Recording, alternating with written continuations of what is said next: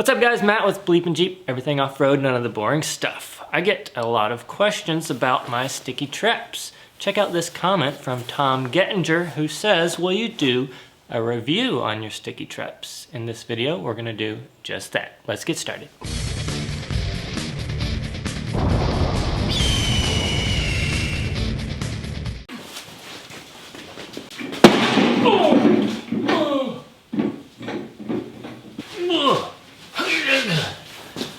I wanted to put this on the table, but we'll have to do it right here.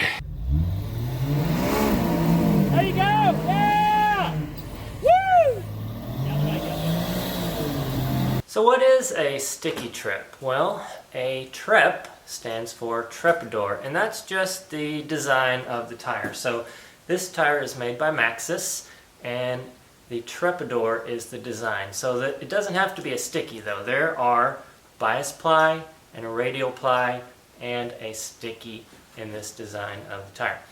What does sticky mean? Well, sticky, there's a lot of versions of sticky from different companies. You've got the BF Goodrich Red Label Crawler, you've got the Mickey Thompson Mickey Sticky, I think they call that the Baja Pro, and then you've got the Sticky Trep, the Sticky Trepador, which is this one.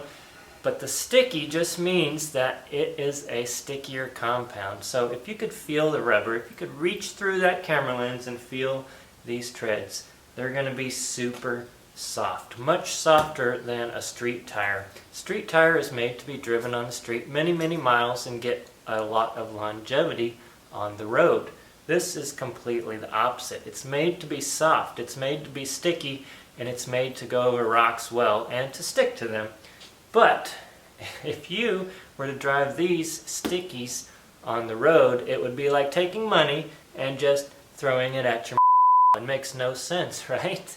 I mean, you're just wasting money, burning money if you were to try to drive these on the road. You'd probably get 500, maybe 1,000 miles if you're lucky, and then it would be completely bald.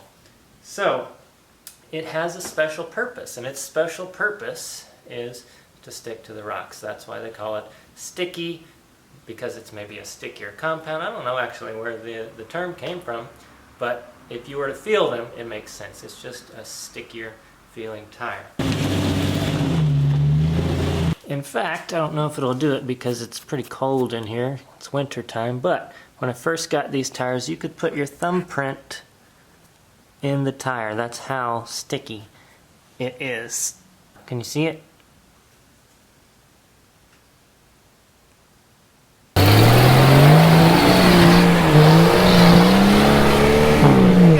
So this tire in particular though, what do I think about it? Well, it depends on where you're at. I've wheeled this tire for over a year now in different terrains, different parts of the country, and I wanted to do that before I gave my review so that I could be honest with you and tell you how it does in different areas.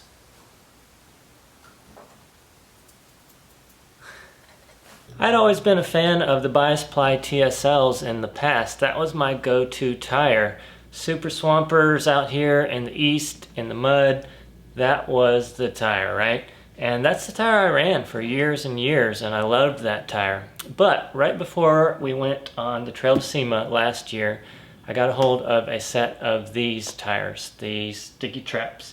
And at first, I didn't know what to think, because I thought the TSL was the bomb. Turns out I really enjoyed this tire. So we put them on in the parking lot of a hotel in Colorado right before we did the Trail to SEMA last year and wheeled it out west. It was amazing.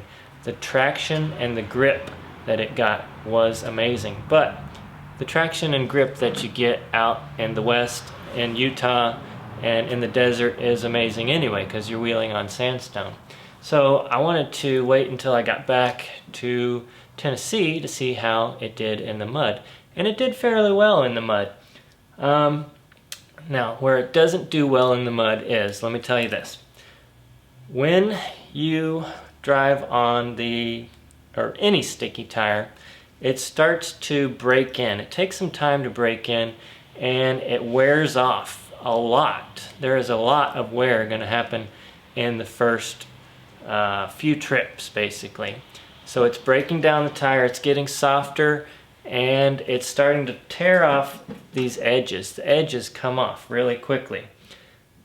Now, that's a good thing for when you're out in the rocks and in the desert, because you don't need those edges. What you need is more surface area. And as those wear off, you get more surface area because now you have this greater surface area and not just riding on the top of these lugs anymore.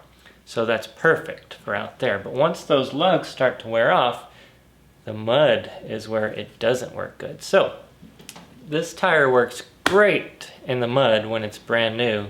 Does not work good at all whenever it's worn off and used in the mud.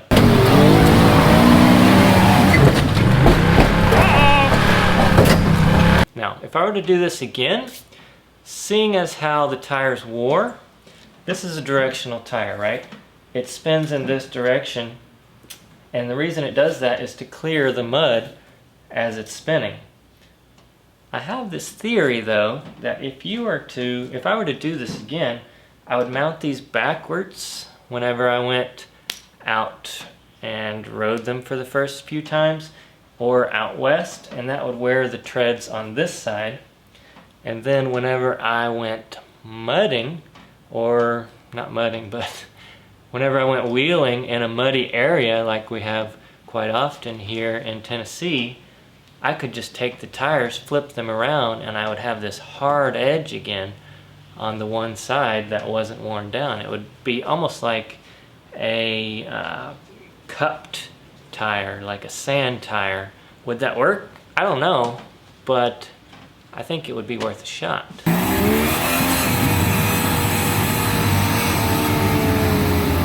Now don't get me wrong, this tire does great in the mud if you can find the bottom. So I've noticed that if there are rocks underneath the mud and the tire can get to those rocks, it does really great. It does great anytime there's traction. So let me put it this way. If you are in a place that has traction, whether that be rocks or sandstone or anything besides mud, I give this tire like an 11 out of 10. If you're in a place that is wet, works great as well. If you're in a place that is muddy and there's rocks underneath that mud, works great as well. I'd give that like a 8. But if there is no rocks underneath the mud, once the lugs wear down, I would give it like a 2. I don't know about sand because I really don't have the power for sand. It did well in the sand, but that's not really my forte. Can't give it a rating there. I've never wheeled it in the snow either, but I did read some reviews and that said that these were terrible tires in the snow, but I really have no idea there.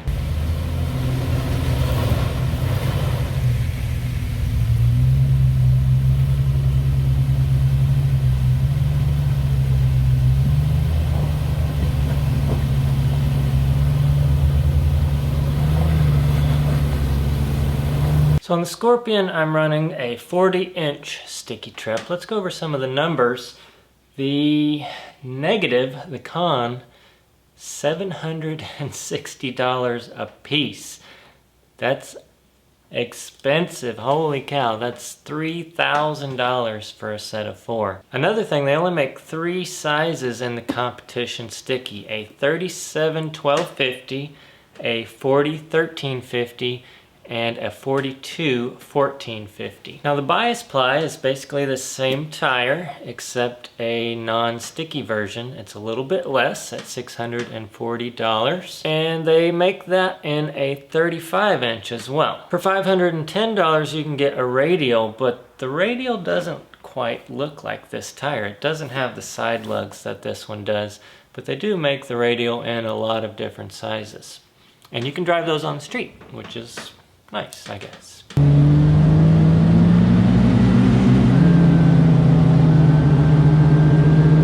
One of the things I didn't know though, before I did this video, I did a little research, and one of the things that is strange about the sticky tires, probably the other manufacturers as well, you're not supposed to let them freeze. If you let them get below freezing, they begin to crack. and they say you're not supposed to drive them when it's below freezing either. So you want to warm them up, I guess, if it's cold. So that would definitely not make for a good snow tire. But if you were to store them in freezing temperatures, it's going to lead to cracks and early wear. So you want to keep that in mind too. So 40-inch tire mounted on a wheel but not on a Jeep. This actually measures 39 inches. On my Scorpion right now, it measures 37.5, but it has been worn down for quite a while. It's 99 pounds new, and the competition tires only come in a 17-inch, and it's a load range D.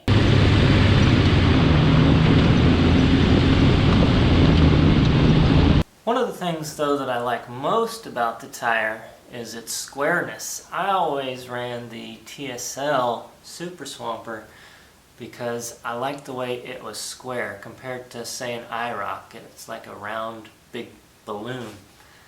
Well, I ran those TSLs thinking that they were square, and then when these came out, holy cow, this takes squareness to a whole other level. Look how squared off this tire is. And when I put these on the Scorpion for the first time, people were astounded in the way that it changed the look of the vehicle. And I really liked the look. I liked that squareness. So to go from what I thought was square to what is really square was a huge improvement. Second best thing about the Sticky Trep is the stickiness and the traction. These things stick like glue to the rocks as long as you can get down to the rocks and as long as you're not in thick mud where you can't get down to the rocks. So that's the negative aspect. The cons of this tire: they don't do well in mud. They are super expensive, they wear down really quickly, and you can't let them freeze. I'm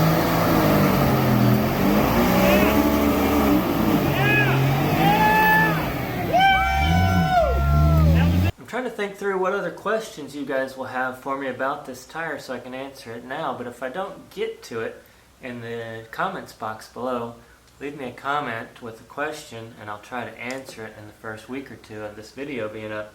So one of the things that I really like about this tire is the look that the sidewall gives you, but I think it adds a lot of grip too. You've got all these lugs that are going down pretty much more than half of the sidewall.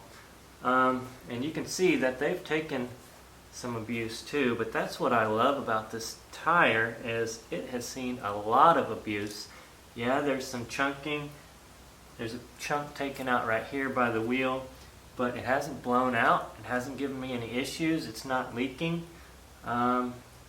So there's these cuts right here, and it goes all the way across the tire. I'm not sure where that's coming from. I think it might be my trailer. When I'm coming up on the trailer, I don't use ramps, and that might be ripping the tire. So they're pretty soft. Of course, because it's a sticky, and that is happening, but they're still hanging in there. When I first got the tire, I thought it was going to be worn down within just a couple of miles, because when you first get this thing and you're on the rocks and it's not going up but the tire is spinning, this dust is just coming off the tire, right? And it's so much dust that it's just falling down to the back of the tire, so much so that you can write your name in the dust that's left behind.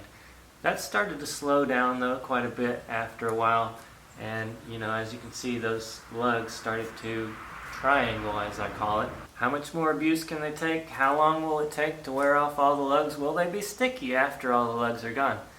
That's something we're going to have to wait to find out. If you like the video, hit the thumbs up, make sure to subscribe, and please click that bell right there. It's really, really important that you do. YouTube has changed their algorithm. They're not showing you my videos or anybody else's that you subscribe to unless you have that bell notification clicked. So please, please take just 1 second. It'll only take you 1 second to do that. And yeah, leave a comment below if you have any questions that were unanswered in this video, and we'll see you in the next one.